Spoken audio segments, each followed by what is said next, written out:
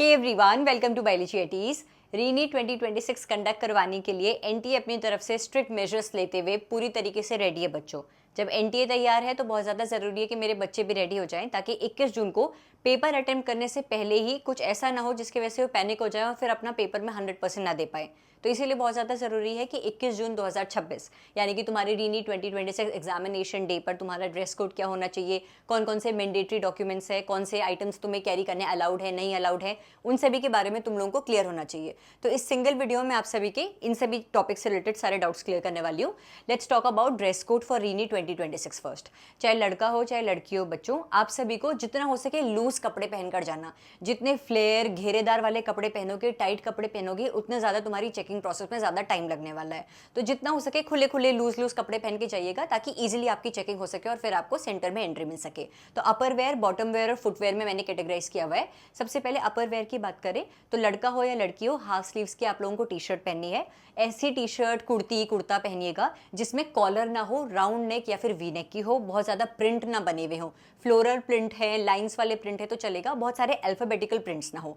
कोई लड़की है जो कि हाफ स्लीव्स, 3/4 स्लीव्स जैसे मैंने पहना हुआ है, ऐसी वाली कोई कुर्ती पहनने वाली है, पहन सकते हो। अगर हाफ से ज़्यादा लेंथ की कुर्ती या कुर्ता तुम पहनने की सोच रहे हो बच्चों, तो फिर चेकिंग के लिए थोड़ा सा पहले पहुंच जाइएगा, क्योंकि इस वाले केस में थोड़ी सी चेकिंग स्ट्रिक्टली होगी कि यहाँ कहीं स्लीव्स में तुमने कोई चिट्स तो नहीं छुपाई हुई है चीटिंग करने के लिए। हाफ स्लीव्स में तो ईजिली चेकिंग हो जाती है ना। तो स्लीवलेस हाफ स्लीव्स तो तुम ईजिली कैरी कर सकते हो, लेकिन अगर तुम्हें 3/4 स्लीव्स पहनना है, फुल स्लीव्स पहनना है, तो उसके लिए चेकिंग के लिए थोड़ा सा जल्दी पहुंच जाइएगा।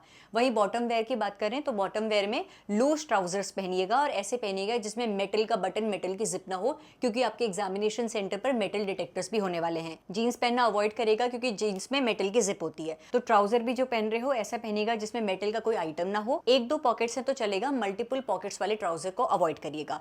फुटवेयर में अगर मैं बात करूं, घर पे जैसे तुम चप्पल पहनते हो ना बच्चों, स्लाइडर्स पहन रहे हो या घर पे जो बाथरूम स्लीपर्स होते हैं, जितना हो सके ओपन वाले स्लीपर्स पहनोगे तो अच्छा रहेगा। फ्रंट से क्लोज वाले चप्पल मत पहनिएगा। जैसे क्रॉक्स होते हैं, क्रॉक्स क्या होता है, फ्रंट से क्लोज्ड होते हैं, वो चप्पल मत पहनिएगा। घर के चप्पल पहन के जाओ, सबसे इजीली तुम्हारी चेकिंग प्रोसेस कंप्लीट हो जाएगी। लड़कियां हाई हील्स मत पहनिएगा, थोड़ी बहुत हील्स हैं या फिर फ्लैट चप्पल हैं वो तो बेस्ट रहेगा। इसके अलावा मेरी कोई भी लड़की या फिर कोई भी लड़का प्लीज़ कोई भी ऑर्नामेंट एक्सेसरी कैरी मत करिएगा। Hair band, hair clips, rubber band, ये सब अलाउड नहीं है। रबर बैंड तुम घर से लगा के जाना, लेकिन प्रिपेयर्ड रहना कि हो सकता है चेकिंग के टाइम पर तुम्हें बोले कि रबर बैंड हटाओ, चेकिंग कराओ, फिर शायद तुम्हें वापस से टाई करने दे तुम्हारे बाल। लेकिन हाँ, एक छोटा सा सिंपल रबर बैंड, बहुत ज़्यादा फ्लावर वाला, बहुत हैवी रबर बैंड मत पहनिएगा। सिंपल सा एक रबर बैंड पहनकर तुम जा सकते हो। जितना हो सके अपनी क्लोथिंग सिंपल रखिएगा, बहुत ईजी तुम्हारी चेकिंग प्रोसेस क्रॉस हो जाएगी बच्चों। तो तुम्हारे अपर वेयर में लूज टी शर्ट पहननी है, स्लीवलेस या हाफ स्लीव्स की पहन सकते हो। फुल स्लीव्स या 3/4 स्लीव पहनने की सोच रहे हो तो चेकिंग प्रोसेस के लिए थोड़ा सा जल्दी पहुंच जाइएगा, 11:15 11:30 तक पहुंच जाइएगा। बॉटम वेयर में लूज ट्राउजर्स पहनने हैं, कैपरी या शॉर्ट्स भी पहन सकते हो लेकिन लूज होने चाहिए। फुटवेयर में तुम लोगों को ऐसे चप्पल पहनने हैं जिनमें बहुत ज्यादा हाई हील्स ना हो और फ्रंट से वो ओपन हो, फ्रंट से क्लोज ना हो। शूज तो बिल्कुल भी अलाउड नहीं है, कोई भी बच्चा एक्सेसरी कैरी नहीं करेगा। अब मैंडेटरी डॉक्यूमेंट्स की बात करते हैं। 3 मैंडेटरी डॉक्यूमेंट जिसके बिना तुम्हारी सेंटर पे एंट्री अलाउड नहीं होगी। सबसे पहले यह एडमिट कार्ड। एडमिट कार्ड के तीनों पन्नों का प्रिंट आउट निकलवाना। फर्स्ट 2 पेजेस तो मैंडेटरी हैं, क्योंकि पहले पेज में तुम्हारा सेल्फ डिक्लेरेशन फॉर्म है और दूसरे पेज में तुम्हारी पोस्ट कार्ड साइज फोटो तुम्हें पेस्ट करनी है। तो make sure at least first 2 pages of admit card तो तुम अपने साथ लेकर जा रहे हो। पहले वाले पेज का जहां पर तुम्हारी फोटो ऑलरेडी प्रिंट होकर आई है, प्लीज कलर प्रिंट आउट निकलवाइएगा ताकि तुम्हारी फोटो क्लियरली विजिबल रहे। तो एडमिट कार्ड तो हर बच्चे को लेकर ही जाना है। इसके अलावा एक वैलिड फोटो आईडी प्रूफ लेकर जानी है, ओरिजिनल फोटो आईडी प्रूफ की फोटो कॉपी या कलर प्रिंट आउट नहीं लेके जाना है, ओरिजिनल लेके जाना है, जिसमें आप लोग अपना updated Aadhaar card, passport, voter ID card, PAN card, driving licence, 10th की मार्कशीट या 12th का एडमिट कार्ड यूज कर सकते हो। देख मेरे बच्चे, जो भी आईडी प्रूफ तू लेके जाएगा ना, उस आईडी प्रूफ में तुम्हारी फोटो होनी चाहिए, तभी नाम है फोटो आईडी प्रूफ। तो तुम्हारी उस आईडी प्रूफ से तुम्हारी फोटो को मैच किया जाएगा कि जिसकी आईडी है और जो पेपर देने आया है सेम ही बच्चा है ना, और तभी तुम्हें एंट्री मिलेगी। तो इनमें से कोई एक government issued original photo ID proof तुमको लेकर जानी होगी। इसके अलावा 2 एक्स्ट्रा पासपोर्ट साइज फोटोग्राफ लेकर जाइएगा।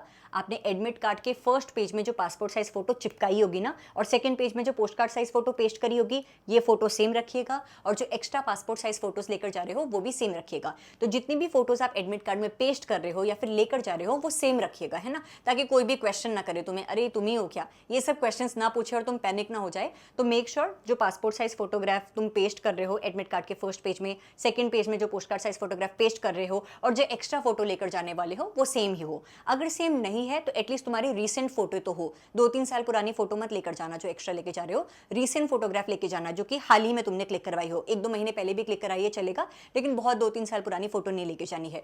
तो 3 mandatory documents, admit card, original valid photo ID proof and 2 extra passport size photograph. इसके अलावा मेरा कोई बच्चा पीडब्ल्यूडी पीडब्ल्यूबीडी कैटेगरी से बिलोंग करता है तो अपना ओरिजिनल पीडब्ल्यूडी सर्टिफिकेट जरूर लेकर जाइएगा।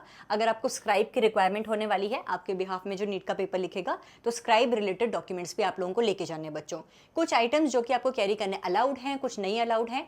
कोई भी चीज जो कि आपके मेडिकल रीजन से रिलेटेड है, फॉर एग्जाम्पल अगर आंखें कमजोर है, तुम स्पेक्स पहनते हो, पार वाले चश्मे पहनते हो, तुम्हारे दांतों में ब्रेसेस लगे हुए हैं, हाथ में स्प्लिंट लगा हुआ है, फिंगर स्प्लिंट लगा हुआ है, टो स्प्लिंट लगा हुआ है, नी में फ्रैक्चर है, हाथ में फ्रैक्चर है, प्लास्टर लगा हुआ है, कुछ भी ऐसी चीज मेडिकल रीजन की वजह से जो कि तुम्हें कैरी करना पड़ेगा ही, जिसके बिना तुम्हारा काम नहीं चल सकता, वो तो तुम्हें कैरी करना है मेरी जान, उसके लिए तुम्हें कोई भी मना नहीं करेगा।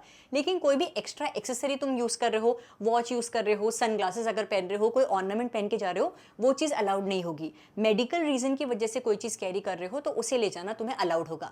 मेरी कोई बच्ची अगर उस दौरान आपको पीरियड्स हो रहे हैं तो एक्स्ट्रा सैनिटरी नैपकिन भी आप लेकर जा सकते हो। बस चेकिंग के दौरान खुद ही बता देना कि मैम मेरे पीरियड्स चल रहे हैं और मुझे एग्जाम के टाइम पर 1 बार या 2 बार मुझे पैड चेंज करना होगा, इसलिए मैं एक्स्ट्रा सैनिटरी नैपकिन अपने साथ लेकर आई हूँ। कोई बच्चा है जो मेडिसिन लेता है उस ड्यूरेशन में जब आपका नीट का पेपर होने वाला है तो उसके लिए आप मेडिसिन भी लेकर जा सकते हैं। आप लोग मेडिकल रीजन से रिलेटेड कोई भी चीज लेकर जा सकते हैं, बस मेक श्योर कि चेकिंग के टाइम पर तुम खुद ही इन्फॉर्म कर लेना कि बाद में तुम्हें कोई क्वेश्चन ना करे। इसके अलावा कोई भी एक्स्ट्रा ऑर्नामेंट एक्सेसरी मत लेकर जाइएगा बच्चों, फालतू में डांट पड़ जाएगी, तुम्हारा मूड ऑफ हो जाएगा, लो हो जाओगे, पेपर अच्छे से नहीं दे पाओगे, तो वो सिचुएशन आने ही मत दीजिएगा, ठीक है। तो ये आपके मैंडेटरी डॉक्यूमेंट्स हैं जो लेकर ही जाने हैं। कुछ ऑप्शनल डॉक्यूमेंट्स अगर आप इस कैटेगरी से बिलोंग करते हैं, और उसके अलावा ड्रेस कोड हर बच्चे का ये रहेगा।